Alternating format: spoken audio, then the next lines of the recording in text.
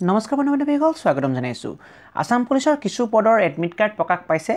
নমস্কাৰ বন্ধু-বান্ধৱীসকল, মোৰ নাম হৈছে শ্ৰী অংকুৰ এছ শৰ্মা আৰু আপোনালোকে চাই আছে আপোনালোকৰ আপোন চেনেল জব মেল আসাম অংকুৰ, য'ত অসম তথা কেন্দ্ৰীয় চৰকাৰৰ বিভিন্ন চাকৰিৰ লগতে চাকৰি সম্পৰ্কে বিভিন্ন তথ্য পাতি আৰু প্ৰয়োজনীয় প্ৰশ্নকাকতসমূহ আলোচনা কৰা হয়।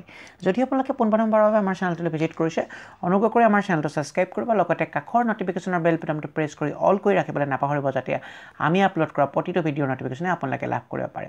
আৰু লগতে যদি ভিডিঅ'টো নিশ্চয় ভিডিঅ'টো লাইক কৰক আৰু আপোনালোকৰ বন্ধু-বান্ধৱী তথা সম্বন্ধীয় মানুহৰ লগত ভিডিঅ'টো শ্বেয়াৰ কৰক, যাতে তেওঁলোকে ইয়াৰ পৰা উপকৃত হ'ব পাৰে।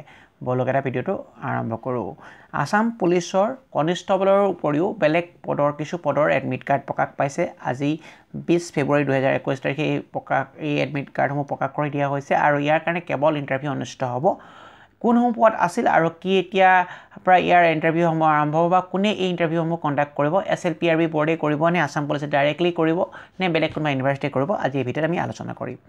অসম পুলিচৰ এই পদসমূহ আছিল 2019 চনত প্ৰকাশ পোৱা গ্ৰেড 4 পদৰ বাবে আৰু এই পদসমূহ PWD অৰ্থাৎ ফিজিকেল হেণ্ডিকেম কেণ্ডিডেটসমূহৰ কাৰণে ৰিজাৰ্ভেশ্যন আছিল।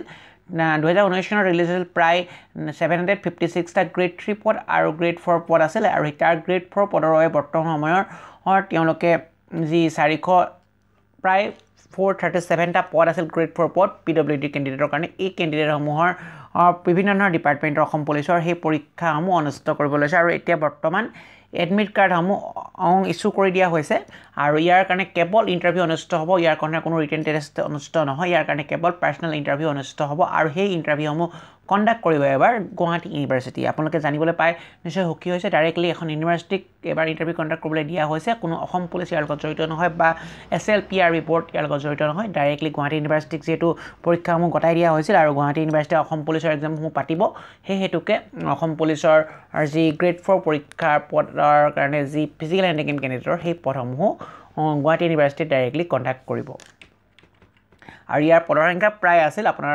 437টা আৰু ইয়াৰ কাৰণে আপোনালোকে যদিহে ইয়াত এই পদৰ বাবে এপ্লাই কৰিছিল আৰু আপোনালোকে ফিজিকেল হেণ্ডিকেম কেণ্ডিডেট হয়, তেতিয়াহ'লে ইয়াৰ এই ভিডিঅ'ৰ ডেছক্ৰিপশ্যন বক্সত আপোনালোকে ইয়াৰ ভিডিঅ'ৰ যি এডমিট কাৰ্ড তাৰ ডাউনলোডৰ লিংক পাব। মই আপোনালোকক ডাউনলোড লিংকটো মই দেখাই দিছোঁ আৰু মই ডেছক্ৰিপশ্যন বক্সত উল্লেখ কৰি দিম, তাৰ পৰা গৈ আপোনালোকে ডাইৰেক্টলি এডমিট কাৰ্ডখন ডাউনলোড কৰিব পাৰিব। এডমিট কাৰ্ডখন ডাউনলোড কৰিবলৈ কি দৰকাৰ হ'ব বলক আমি চাই লওঁ।